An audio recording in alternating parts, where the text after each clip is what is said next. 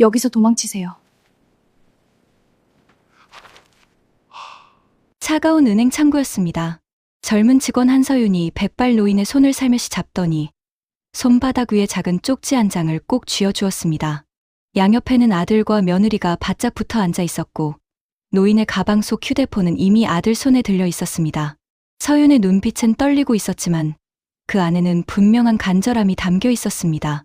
노인 이성우는 쪽지를 펼쳤습니다. 단 6글자. 손이 떨렸습니다. 통장 잔액은 100만 원이었습니다. 어제까지 60억이 찍혀 있던 그 통장이었습니다. 35년간 약재 냄새 속에서 한 푼 두 푼 일궈온 전 재산이 눈 깜짝할 사이에 사라져 있었습니다. 아들은 여전히 부드러운 목소리로 아버지, 서명만 하시면 돼요라고 말하고 있었습니다. 그 목소리가 이성우의 귓속에서 낯선 짐승의 울음처럼 들렸습니다. 과연 이성우는 어떻게 도망쳤을까요? 그리고 아들에게 빼앗긴 60억을 74세 백발 노인은 되찾을 수 있을까요? 지금부터 한 노인의 처절하고도 품위 있는 반격이 시작됩니다. 여러분의 따뜻한 구독과 좋아요를 기다립니다. 이성우가 한약방 문을 처음 연 것은 그의 나이 39살, 지금으로부터 35년 전의 일이었습니다. 경남 통영시내 한복판, 굴껍데기 냄새와 짠 바닷바람이 뒤섞이는 골목 어귀에 작은 간판을 내걸었죠. 성우한 약방. 붓으로 직접 쓴 글씨가 삐뚤빼뚤했지만 이성우는 그 간판 앞에서 한참을 서 있었습니다. 평생 모은 돈 2천만 원을 털어 마련한 가게였으니까요. 무릎이 떨렸지만 눈물은 나오지 않았습니다. 그 시절에 이성우는 눈물 대신 이를 악무는 사람이었습니다. 35년이 흘렀습니다. 그 사이 통영은 많이 바뀌었습니다. 골목에 카페가 들어서고 젊은이들이 사진을 찍으러 몰려들고 오래된 집들이 헐리고 새 건물이 올라갔습니다. 하지만 성우한 약방은 그 자리에 그대로였습니다. 간판도 바꾸지 않았습니다. 3번이나 다시 쓰긴 했지만 똑같은 글씨체로 똑같은 자리에 달았습니다. 단골 손님들은 그것을 보며 웃었습니다. 원장님은 고집도 참 지독하시다고요. 이성우는 그 말이 칭찬인지 핀잔인지 몰라도 싫지 않았습니다. 74세 이성우는 새벽 5시면 눈을 떴습니다. 습관이었습니다. 젊은 시절부터 약재 손질은 새벽에 해야 한다고 배웠고 그 버릇은 늙어서도 사라지지 않았습니다. 허리가 예전 같지 않아 구부정하게 앉아야 했지만 손은 여전히 빠르고 정확했습니다. 당귀, 황기, 천궁. 약재 이름을 중얼거리며 손질하는 시간이 이성우에게는 기도 같은 것이었습니다. 이 시간만큼은 아무것도 그를 건드리지 못했습니다. 아내 박순례는 65살에 세상을 떠났습니다. 위암이었습니다.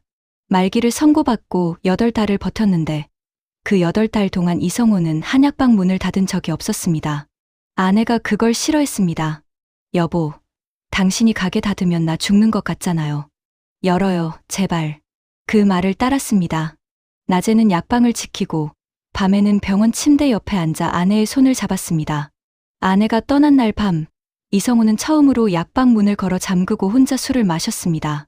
그리고 다음 날 아침 다시 문을 열었습니다. 아들 이정우는 38이었습니다.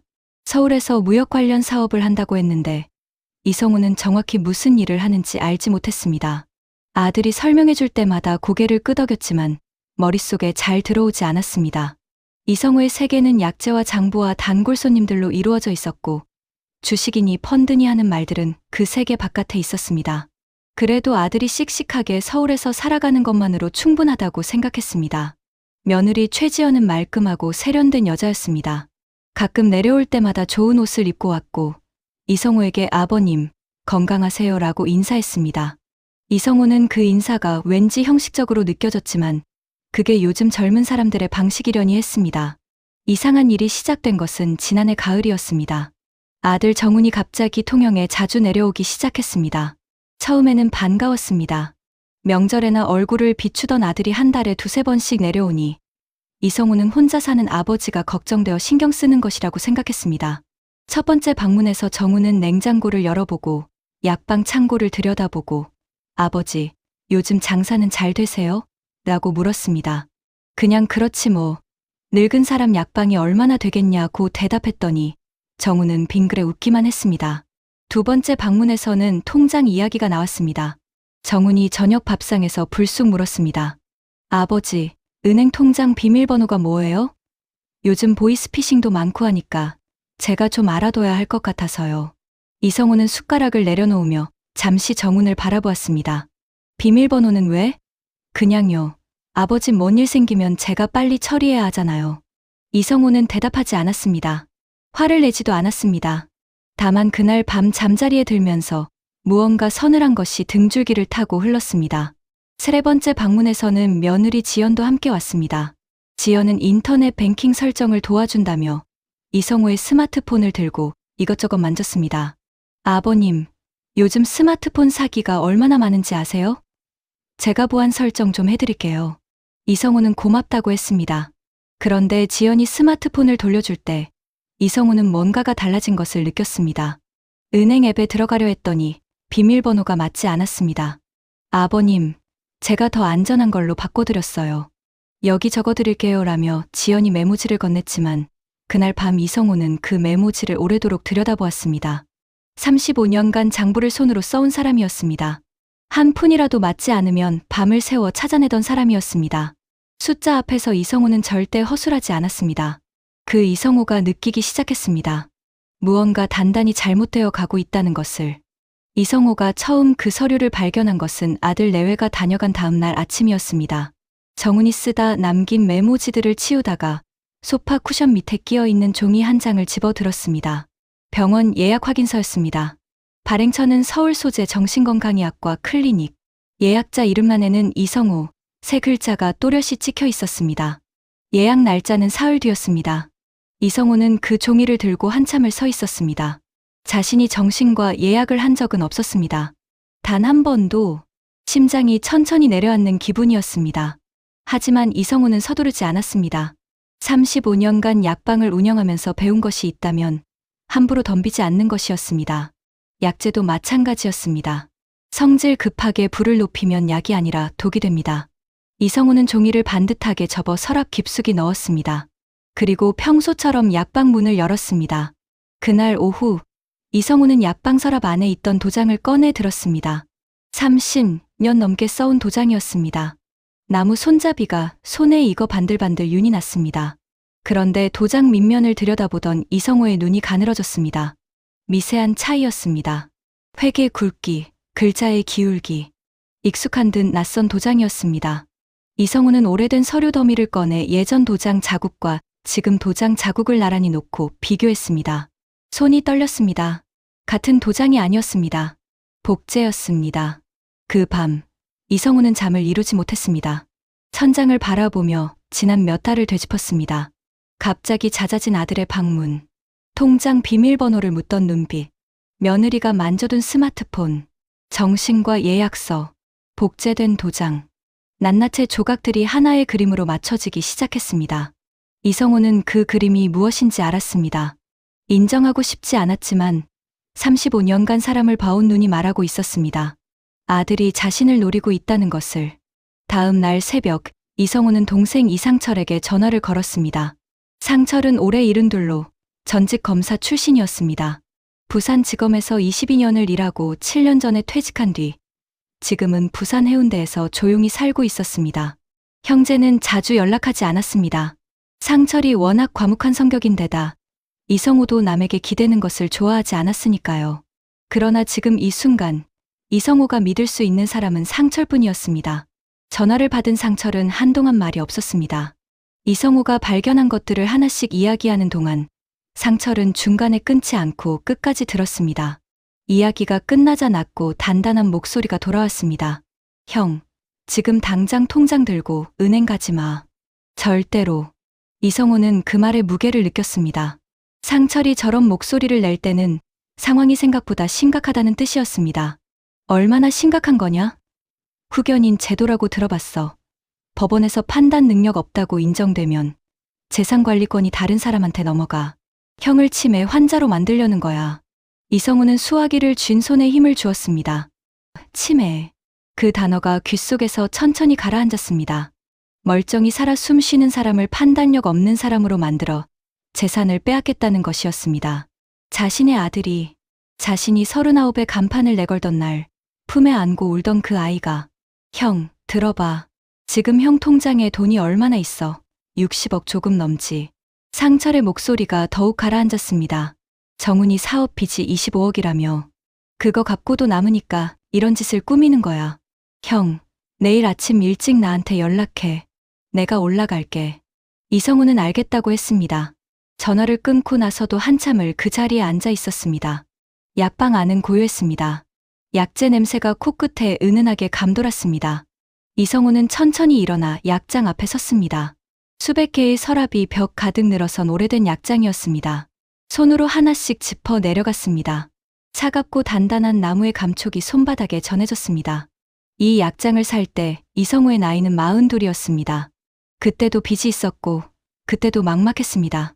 그러나 결국 이성우는 버텼습니다.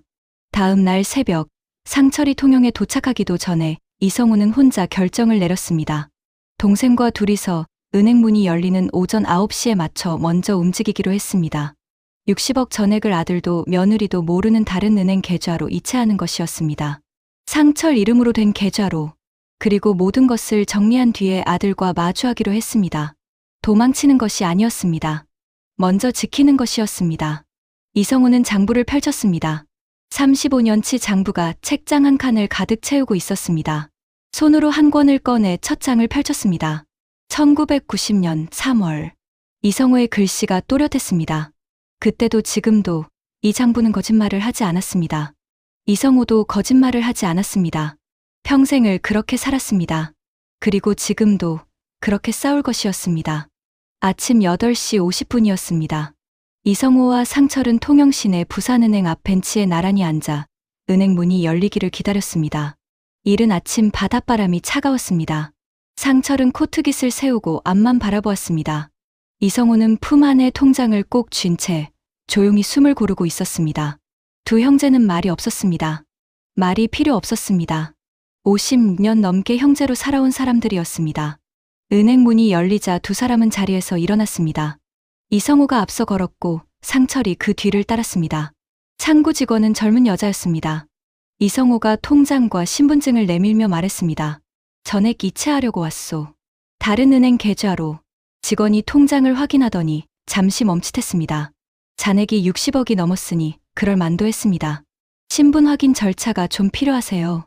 잠시만요. 이성우는 고개를 끄덕였습니다. 상철이 옆에서 낮게 말했습니다. 형, 침착하게. 이체는 생각보다 빠르게 끝났습니다. 30분도 채 걸리지 않았습니다. 63억 2천만 원이 상철 명의의 새 계좌로 넘어갔습니다. 이성우는 이체 확인증을 받아 들고 잠시 그 숫자를 바라보았습니다. 평생 모은 돈이었습니다. 한약방 문을 열고 닫은 횟수만큼, 약재를 손질한 시간만큼 쌓인 돈이었습니다. 이성우는 확인증을 반듯하게 접어 안주머니에 넣었습니다. 가슴이 무거웠지만 발걸음은 가벼웠습니다. 일단 지켰습니다. 그런데 이틀이 지나지 않았습니다. 정훈에게서 전화가 왔습니다. 목소리가 평소와 달랐습니다. 높지도 낮지도 않은 애써 감정을 누르는 목소리였습니다. 아버지, 제가 이번 주말에 내려가도 될까요? 드릴 말씀이 있어서요. 이성우는 짧게 대답했습니다. 와라. 전화를 끊고 나서 이성우는 상철에게 문자를 보냈습니다. 상철의 답장은 간단했습니다. 알겠어. 나도 올라가 있을게. 주말 오전 정훈과 지연이 함께 내려왔습니다. 두 사람의 얼굴은 밝았습니다. 지연은 서울에서 사온 케이크 상자를 들고 있었고 정훈은 현관에서 아버지 안녕하세요라고 인사했습니다. 이성우는 소파에 앉아 두 사람을 바라보았습니다. 상철은 안방에 있었습니다. 이성우가 미리 부탁해둔 대로였습니다. 밥을 먹고 차를 마시고 나서 정훈이 본론을 꺼냈습니다. 목소리는 여전히 부드러웠습니다. 아버지, 제가 요즘 아버지 건강이 많이 걱정돼서요. 나이도 있으시고 혼자 약방 운영하시는 것도 벅차실 것 같고. 이성우는 찻잔을 내려놓으며 아들을 바라보았습니다. 어디가 걱정되냐. 정훈이 잠시 머뭇거리더니 말을 이었습니다. 요즘 들어서 가끔 말씀이 좀 어긋나실 때가 있잖아요. 저한테 했던 말을 또 하시고 지난번에 아버지가 직접 약속 잡으신 병원 예약도 기억 못 하시고. 이성우는 아무 말도 하지 않았습니다. 정훈이 계속했습니다. 전문가한테 한 번만 검사받아 보시면 안 될까요? 지연이가 좋은 병원 알아봤거든요. 거짓말이었습니다. 이성우는 그 병원 예약을 한 적이 없었습니다. 정훈이 도장을 복제해 뭔가를 꾸미고 있다는 것도 알았습니다. 그러나 이성우는 화를 내지 않았습니다. 감정을 드러내는 순간 패가 보입니다. 35년간 사람을 상대해온 경험이 그것을 가르쳐 주었습니다. 이성우는 천천히 입을 열었습니다. 그래, 한번 가보지 뭐. 정훈의 눈빛이 잠깐 흔들렸습니다. 너무 쉽게 승낙이 나왔으니까요. 지연이 옆에서 얼른 끼어들었습니다. 아버님, 잘 생각하셨어요. 제가 다음 주 일정 잡아드릴게요. 그날 저녁, 정훈 내외가 돌아가고 나서 상철이 안방에서 나왔습니다. 두 형제는 마주 앉았습니다. 상철이 먼저 말했습니다. 다 들었어. 형, 지금 저것들이 법원에 성년후견인 신청을 준비하고 있는 거야. 정신과 진단서가 나오면 바로 신청할 거고, 그러면 형재산 관리권이 정훈한테 넘어가. 이성우는 고개를 끄덕였습니다. 이미 짐작하고 있었습니다. 막을 수 있냐? 상철이 잠시 생각하더니 말했습니다. 막으려면 증거가 있어야 해. 저것들이 실제로 뭘 꾸미고 있는지, 돈을 얼마나 빼돌렸는지. 형, 혹시 집 안에 이상한 데 없었어? 카메라 같은 거. 이성우의 눈이 좁아졌습니다. 카메라. 응. 형 일거수일투족을 보려면 집 안에 뭔가 설치했을 가능성이 있어. 두 형제는 그날 밤 집 안 구석구석을 살폈습니다. 거실 선반 위에 놓인 작은 화분. 그 안에 손가락 마디만 한 검은 렌즈가 박혀 있었습니다. 이성우는 그것을 손에 올려놓고 한참을 바라보았습니다. 자신의 집에서 자신의 아들이 자신을 감시하고 있었습니다. 분노가 치밀었지만 이성우는 화분을 도로 제자리에 놓았습니다. 상철이 말했습니다. 건드리지 마. 저걸 역으로 이용해야 해. 이성우는 그 말의 뜻을 알았습니다. 카메라가 있다면 카메라 앞에서 무너지지 않으면 됩니다. 오히려 카메라 앞에서 더 또렷하게 살면 됩니다. 이성우는 자리에서 일어나 약장 앞으로 걸어갔습니다. 서랍 하나를 열고 약재를 꺼내 손바닥에 올렸습니다. 창포, 맑은 정신을 돕는 약재였습니다. 이성우는 조용히 웃었습니다. 50년 넘게 남의 몸을 고쳐온 사람이었습니다. 자기 자신 하나 못 지킬 리 없었습니다. 그날 밤 이성우는 장부를 펼쳤습니다. 오늘 일어난 일들을 빠짐없이 적었습니다. 날짜, 시간, 정훈이 한 말, 지연이 한 말, 화분 안에서 발견한 카메라.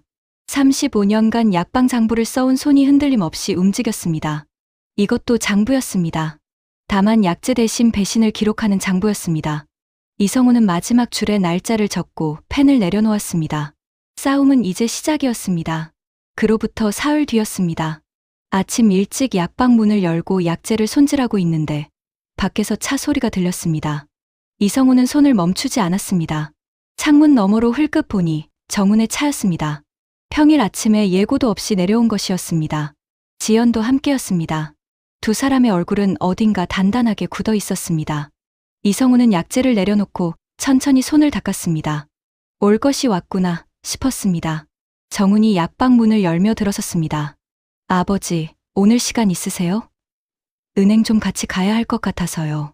목소리는 여전히 부드러웠지만 눈빛은 그렇지 않았습니다. 이성우는 아들을 바라보았습니다. 은행은 왜? 아버지 통장 정리 좀 해드리려고요. 요즘 금리도 바뀌고 해서 더 좋은 상품으로 옮겨드리려고요. 이성우는 잠시 생각하는 척했습니다. 거절하면 의심을 살 것이고 따라가면 무슨 일이 벌어질지 뻔했습니다. 그러나 이성우에게는 이미 상철과 짜둔 계획이 있었습니다. 그래, 가보자. 차에 오르자마자 분위기가 달라졌습니다. 정훈이 조수석 문을 열어주며 아버지, 여기 앉으세요라고 했고 지연은 뒷좌석에서 이성우 옆에 바짝 붙어 앉았습니다. 이성우가 스마트폰을 꺼내려 하자 정훈이 얼른 말했습니다. 아버지, 폰 제가 들고 있을게요.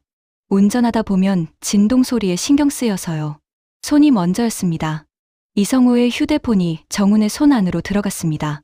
이성우는 아무 말도 하지 않았습니다. 예상했던 일이었으니까요.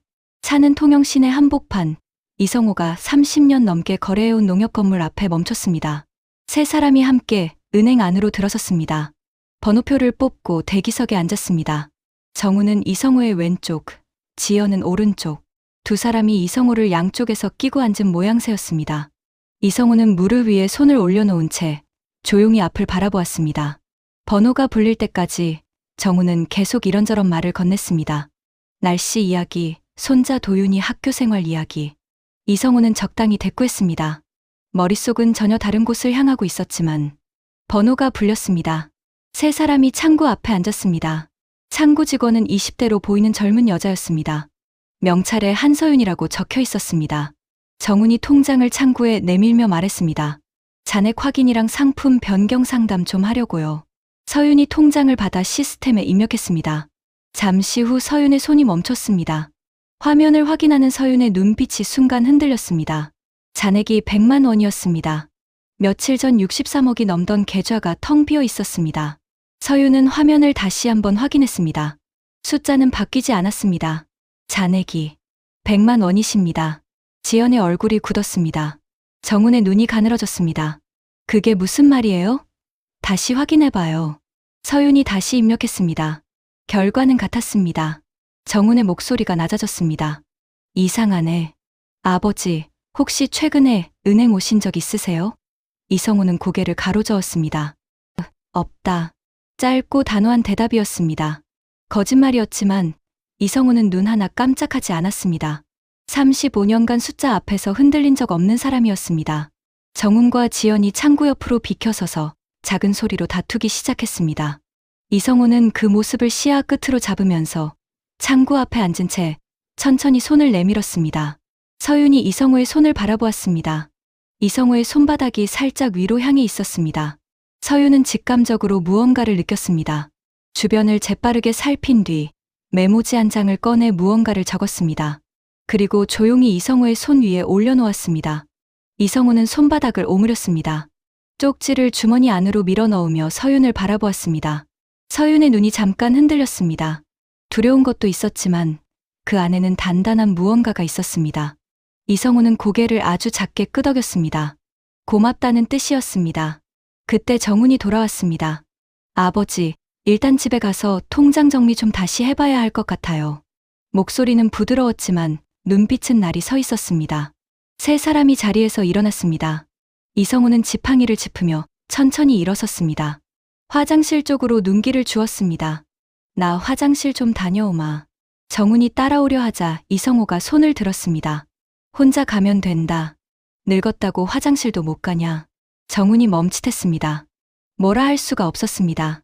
이성우는 지팡이를 짚으며 화장실 쪽으로 걸어갔습니다. 등 뒤로 정훈과 지연의 시선이 느껴졌습니다. 이성우는 속도를 늦추지 않았습니다. 화장실 문을 열고 들어가는 척하다가 복도 끝 비상구 쪽으로 방향을 틀었습니다. 비상구 문을 열고 나오자 차가운 바깥 공기가 얼굴을 때렸습니다. 이성우는 주머니 속 쪽지를 꺼냈습니다. 서윤의 글씨였습니다. 할아버지, 빨리 도망치세요. 어서요. 옆 편의점으로 가세요. 010으로 시작하는 번호로 전화하세요. 번호가 적혀 있었습니다. 이성우는 쪽지를 다시 접었습니다. 그리고 지팡이를 짚으며 골목을 걷기 시작했습니다. 빠르지 않았습니다. 그러나 멈추지도 않았습니다.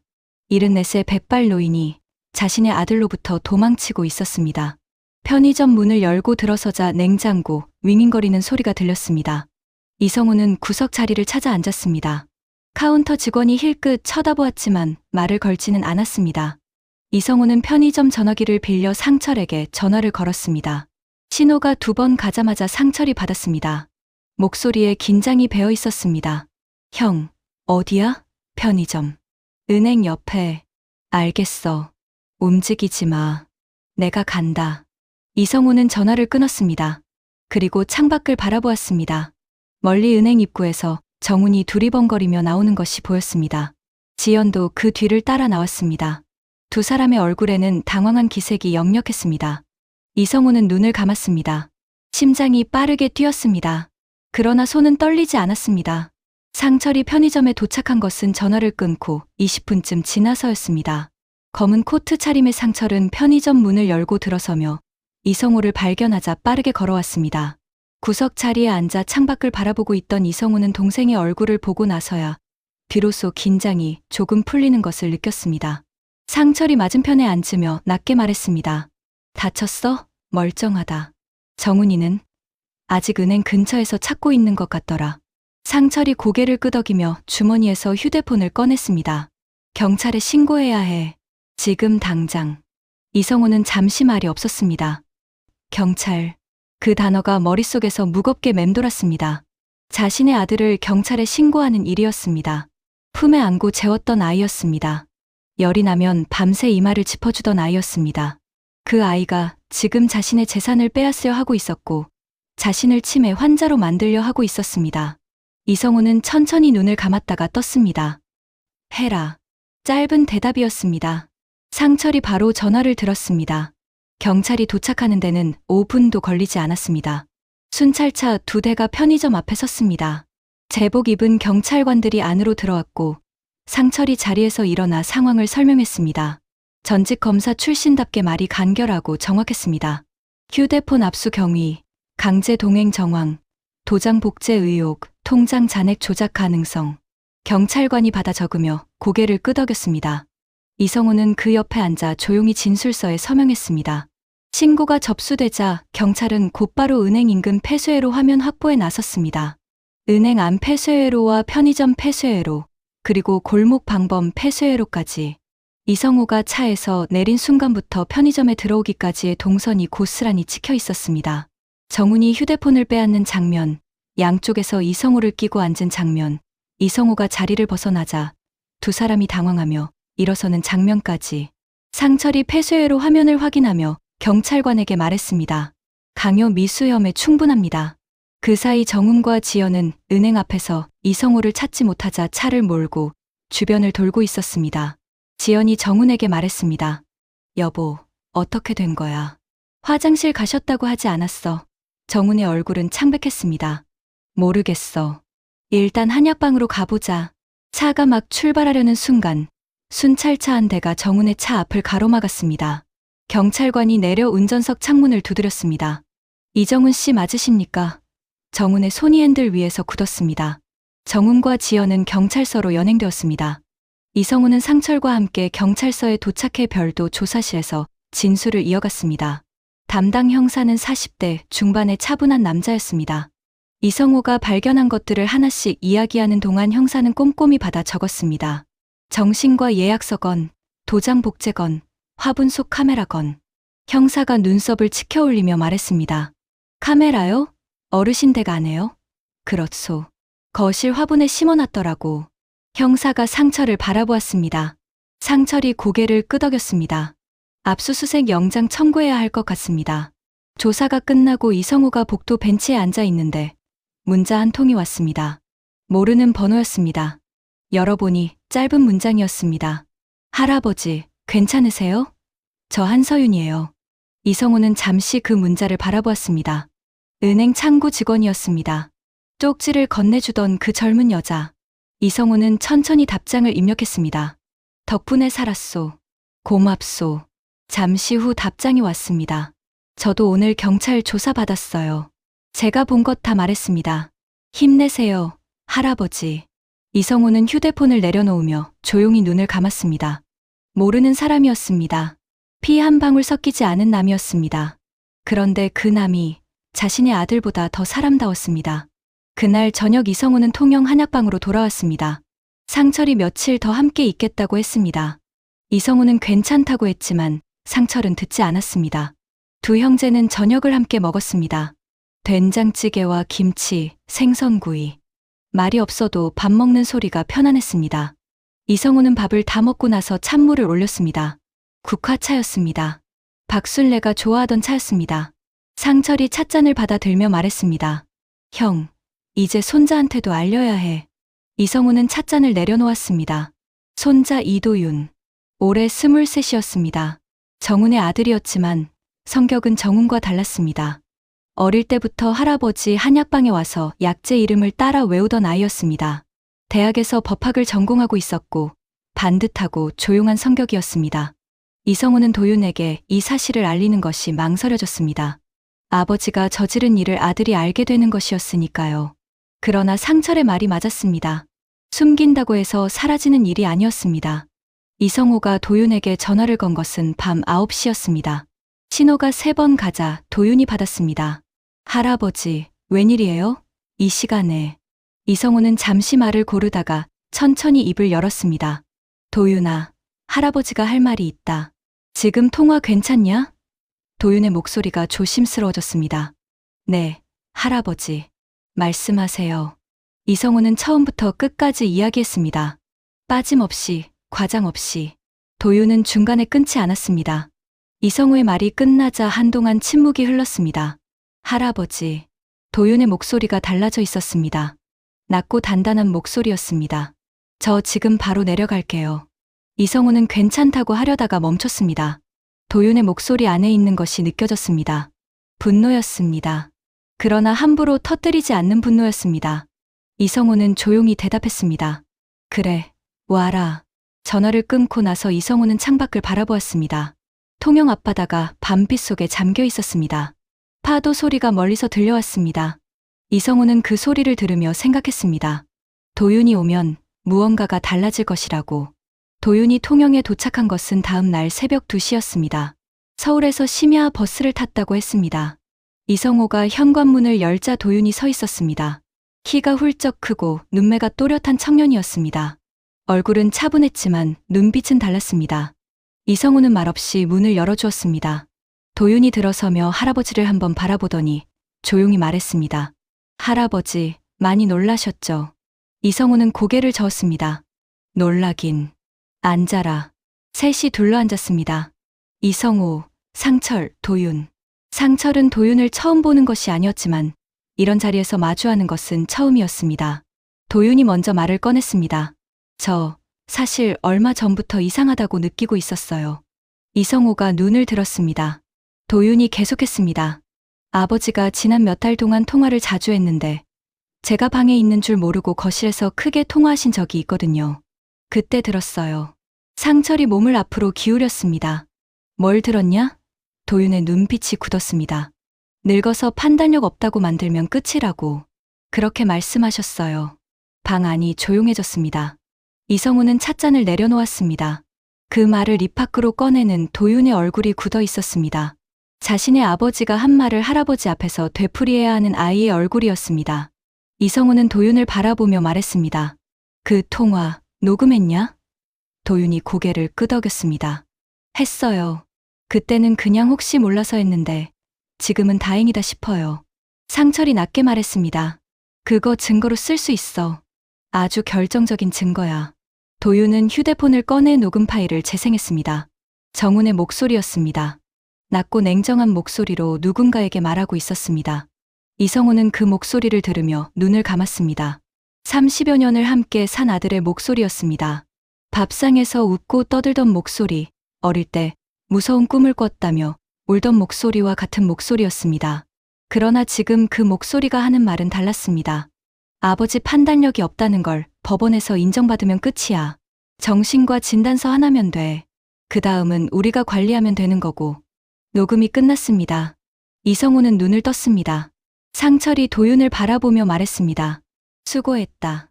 다음 날 아침, 도윤은 이성우와 함께 경찰서를 찾았습니다. 담당 형사에게 녹음 파일을 제출했습니다. 형사가 파일을 확인하며 고개를 끄덕였습니다. 이 정도면 성년후견인 신청 준비 정황이 명확하게 드러나네요. 강요 미수에 더해서 사기 미수, 노인학대 혐의도 추가 검토하겠습니다. 상철이 옆에서 말했습니다. 도장 복제건도 문서 위조로 처리할 수 있습니다. 그리고 집 안 카메라는 불법 촬영 혐의입니다. 형사가 받아 적으며 말했습니다. 압수수색 영장 오늘 중으로 청구하겠습니다.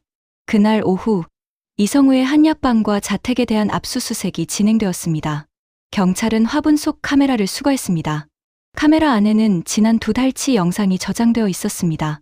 이성우가 혼자 장부를 펼쳐보는 장면, 상철과 이야기를 나누는 장면, 새벽에 혼자 약재를 손질하는 장면들이었습니다. 형사가 영상을 확인하며 말했습니다. 설치 시점이 2달 전이네요. 계획적으로 준비한 겁니다. 이성우는 그 말을 들으며 창밖을 바라보았습니다. 2달. 아들이 2달 동안 자신을 들여다보고 있었다는 뜻이었습니다. 경찰이 정훈의 사무실과 자택에 대한 압수수색도 병행했습니다. 거기서 나온 것들이 상철의 예상을 뛰어넘었습니다. 위조된 도장으로 꾸며진 각종 서류들, 성년후견인 신청 초안, 정신병원 입원 동의서 초안, 그리고 이성우 명의로 된 부동산 담보 대출 서류까지 나왔습니다. 이미 실행된 것이었습니다. 이성우 명의로 한약방 건물을 담보로 잡아 15억을 대출받은 서류였습니다. 도장은 복제본이었고 이성우의 서명은 위조였습니다. 상철이 서류를 들여다보며 말했습니다. 횡령 15억. 이건 실형이야. 저녁 무렵 정훈과 지연이 경찰서로 다시 연행되었습니다. 이번에는 임의 동행이 아니었습니다. 구속영장이 청구된 상태였습니다. 정훈이 경찰서 복도를 걸어오는 것을 이성우는 멀리서 보았습니다. 정훈의 얼굴은 창백했습니다. 포승줄은 아직 없었지만 그 눈빛은 이미 무너져 있었습니다. 정훈이 이성우를 발견했습니다. 두 사람의 눈이 마주쳤습니다. 정훈이 입술을 달싹였습니다. 무슨 말을 하려는 것 같았습니다. 이성우는 고개를 돌렸습니다. 들을 준비가 되어 있지 않았습니다. 그날 밤 이성우는 한약방에 혼자 앉아 있었습니다. 도윤은 옆방에서 잠들어 있었고 상철은 샤워를 하고 있었습니다. 약방 안은 고요했습니다. 이성우는 장부를 꺼냈습니다. 오늘 날짜를 적고 펜을 움직였습니다. 압수수색, 카메라 수거, 15억 횡령 서류 확보, 정훈 지연 연행. 글자들이 줄줄이 이어졌습니다. 이성우는 마지막에 한 줄을 더 적었습니다. 도윤이 왔다. 그리고 펜을 내려놓았습니다. 약장 위에 시루가 하나 올려져 있었습니다. 내일 아침 손님한테 드릴 약을 다리던 시루였습니다. 김이 조금 올라오고 있었습니다. 이성우는 그 김을 바라보았습니다. 약 냄새가 방 안가득 퍼졌습니다. 35년 동안 맡아온 냄새였습니다. 이 냄새가 있는 한 이성우는 무너지지 않을 것이었습니다. 정훈이 아무리 애를 써도 빼앗을 수 없는 것이 있었습니다. 35년의 시간이었습니다. 이 약방이었습니다. 그리고 이성우 자신이었습니다. 재판이 시작된 것은 사건이 터지고 나서 8달이 지난 뒤였습니다. 그 8달 동안 이성우는 한약방을 지켰습니다. 하루도 빠지지 않았습니다. 새벽 5시에 일어나 약재를 손질하고 오전 9시에 문을 열고 저녁 6시에 문을 닫았습니다. 재판 날짜가 잡히고 증거가 추가되고 언론에 사건이 흘러나오는 동안에도 이성우의 하루는 바뀌지 않았습니다. 단골 손님들은 이성우를 보며 말했습니다. 원장님, 대단하시다. 저 같으면 들어눕겠어요. 이성우는 짧게 웃었습니다. 들어누우면 몸만 더 상하지요. 사건이 알려지면서 통영 지역 사회의 반응은 뜨거웠습니다. 35년간 골목을 지켜온 한약방 노인이 아들에게 재산을 빼앗길 뻔했다는 이야기가 퍼졌습니다. 단골 손님들이 한약방 앞에 꽃을 놓고 갔습니다. 시장 상인들이 찾아와 손을 잡았습니다. 누군가는 현수막을 만들어 골목 입구에 달았습니다. 성우한약방 이성우 원장님, 우리가 함께합니다. 이성우는 그 현수막을 보며 한참을 서 있었습니다. 눈물이 나올 것 같았지만 참았습니다. 35년 동안 이 골목이 자신을 먹여 살린 것이었는데 이 골목이 이번에는 자신을 지켜주고 있었습니다.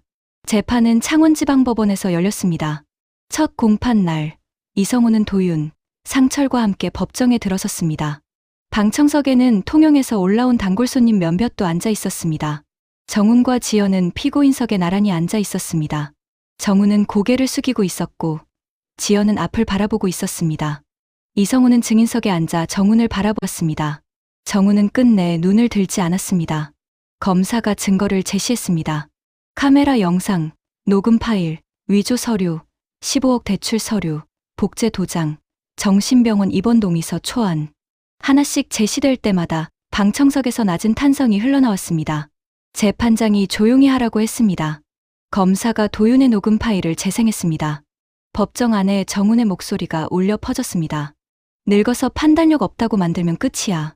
정신과 진단서 하나면 돼. 정훈의 어깨가 작게 떨렸습니다. 지연은 눈을 감았습니다. 이성우가 증언대에 섰습니다. 재판장이 물었습니다. 피해자께서는 이 사건을 처음 인지하신 것이 언제입니까? 이성우는 천천히 입을 열었습니다.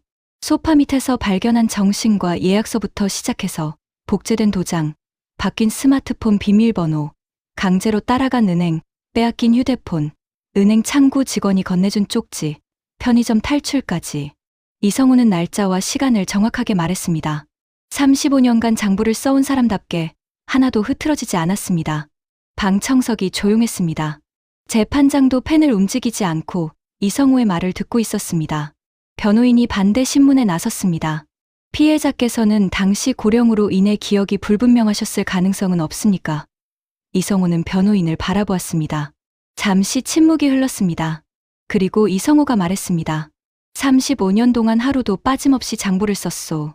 오늘 아침 달인 약재가 당귀 40g, 황기 30g, 천궁 20g이요. 어제 손님 이름은 강분희 씨, 최말순 씨, 박태수 씨요. 더 말할까요? 방청석에서 웃음이 터져 나왔습니다. 재판장이 미소를 감추며 조용히 하라고 했습니다. 변호인은 더 이상 묻지 않았습니다. 다음으로 증언대에 선 것은 도윤이었습니다. 도윤은 자리에 앉아 앞을 바라보았습니다. 피고인석의 정훈이 처음으로 고개를 들었습니다. 아들과 아버지가 마주 보았습니다. 도윤은 시선을 흔들리지 않았습니다. 검사가 물었습니다. 증인은 피고인 이정훈의 아들로서 이 사건의 증거를 확보하게 된 경위를 말씀해 주시겠습니까? 도윤이 입을 열었습니다. 아버지가 할아버지를 치매 환자로 만들려 한다는 것을 알았을 때 저는 녹음을 했습니다. 제 아버지가 한 말이 맞는지 틀린지 제 귀를 의심하고 싶었기 때문입니다. 도윤의 목소리는 차분했습니다. 그러나 그 안에는 무언가 오래 눌러온 것이 담겨 있었습니다. 검사가 이번에는 그동안 확보한 장부 서류들을 제출했습니다. 이성호가 35년간 손으로 써온 장부였습니다. 1990년부터 올해까지 빠진 날이 하루도 없었습니다. 재판장이 장부를 들여다보며 말했습니다. 이게 전부 피해자 본인이 직접 기록한 겁니까? 검사가 대답했습니다. 네. 필적 감정 결과 전부 동일인의 필체로 확인되었습니다. 재판장이 장부를 내려놓으며 잠시 이성호를 바라보았습니다. 이성호는 재판장의 시선을 정면으로 받았습니다. 최후 변론이 끝나고 선고날이 왔습니다. 법정 안은 조용했습니다. 이성호는 도윤과 상철 사이에 앉아 정면을 바라보았습니다. 재판장이 판결문을 펼쳤습니다. 목소리가 낮고 또렷했습니다. 피고인 이정훈, 횡령 15억, 강요 미수, 노인학대, 문서 위조, 불법 촬영, 징역 7년. 피고인 최지연, 횡령 공모, 노인학대 방조, 문서 위조 공모, 징역 5년. 방청석에서 낮은 웅성거림이 일었습니다. 이성호는 그 판결을 들으며 고개를 들고 있었습니다. 숙이지 않았습니다. 눈을 감지도 않았습니다. 7년, 5년. 숫자들이 귓속에서 천천히 자리를 잡았습니다. 옆에서 도윤이 조용히 이성호의 손을 잡았습니다. 이성호는 그 손을 꼭 쥐었습니다. 뜨겁고 젊은 손이었습니다. 이성호는 아무 말도 하지 않았습니다. 말이 필요 없었습니다. 35년간 지켜온 것을 결국 지켜냈습니다. 판결이 나고 1년이 흘렀습니다. 통영의 봄은 여느 해와 다르지 않았습니다.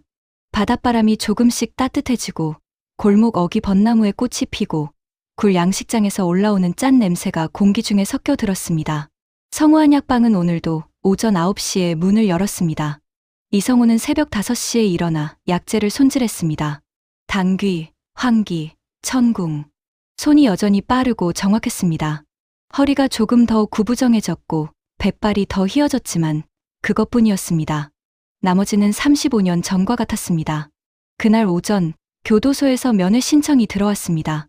이성우는 신청서를 들고 한참을 앉아 있었습니다.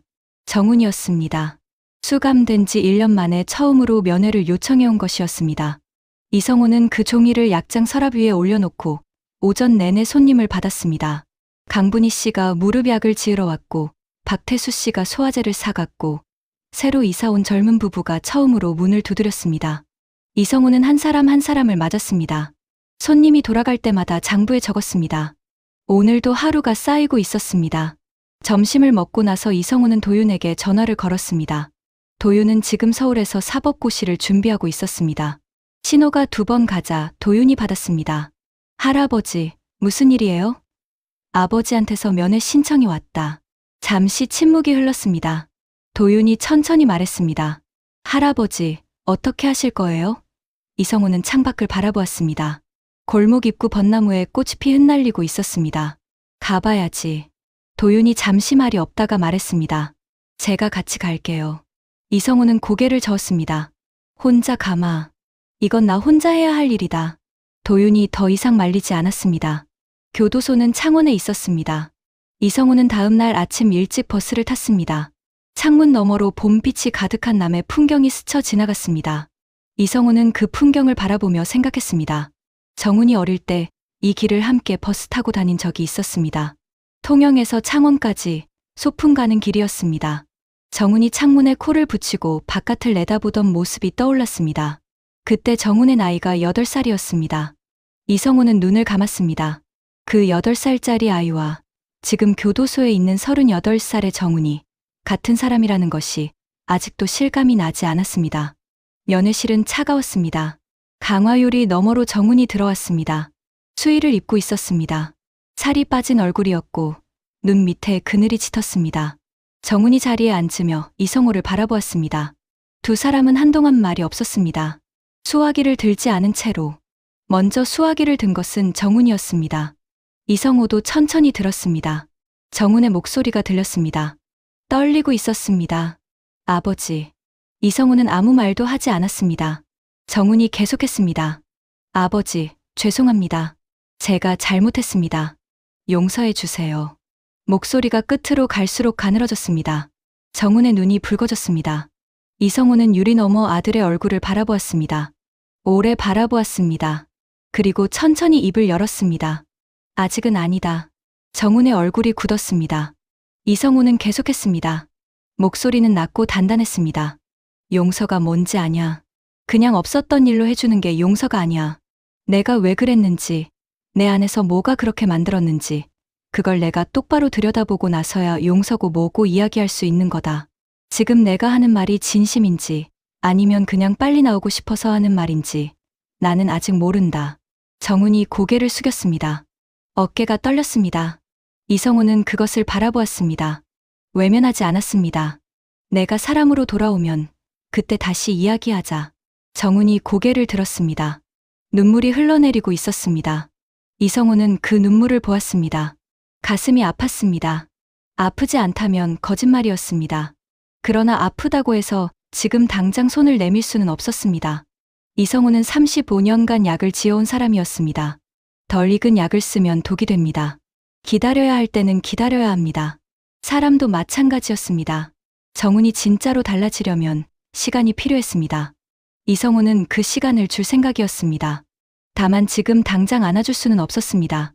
이성호는 수화기를 내려놓고 자리에서 일어났습니다. 유리 너머 정훈이 여전히 앉아 있었습니다. 이성호는 돌아서기 전에 한 번 더 아들을 바라보았습니다. 말은 하지 않았습니다. 그냥 바라보았습니다. 그리고 면회실 문을 열고 나왔습니다. 버스를 타고 통영으로 돌아오는 길, 이성호는 창밖을 바라보았습니다. 바다가 보였습니다. 봄 햇살이 수면 위에서 반짝이고 있었습니다. 이성호는 그것을 오래 바라보았습니다. 박순례가 살아있었다면 뭐라고 했을까? 잠깐 생각했습니다. 아마 아무 말도 하지 않았을 것입니다. 그냥 옆에 앉아서 같이 바다를 바라보았을 것입니다. 이성호는 조용히 웃었습니다. 그리운 사람이었습니다. 한약방으로 돌아온 것은 오후 4시였습니다. 문을 열고 들어서자 약재 냄새가 코끝을 감쌌습니다. 이성호는 앞치마를 두르고 약장 앞에 섰습니다. 시루를 올리고 불을 켰습니다. 김이 천천히 오르기 시작했습니다. 이성호는 장부를 꺼냈습니다. 오늘 날짜를 적고 펜을 움직였습니다. 면회. 정훈. 아직은 아니다. 그리고 마지막 줄에 한 문장을 더 적었습니다. 나는 내 삶을 지켜냈다. 펜을 내려놓았습니다. 시루에서 김이 피어올랐습니다. 약 냄새가 방 안가득 번졌습니다. 골목 밖에서 저녁 바람 소리가 들렸습니다. 어디선가 아이들이 뛰어노는 소리도 들렸습니다. 이성호는 눈을 감았습니다. 가슴이 조용했습니다. 35년 전 이 골목에 간판을 내걸던 날도, 아내를 떠나보내던 날도, 아들로부터 도망치던 날도 이성호는 결국 이 자리로 돌아왔습니다. 약재 냄새가 나는 이 자리로. 그것이 이성호의 삶이었습니다. 그리고 그것으로 충분했습니다. 성우한 약방의 하루가 저물었습니다. 그것이 진짜 승리였습니다.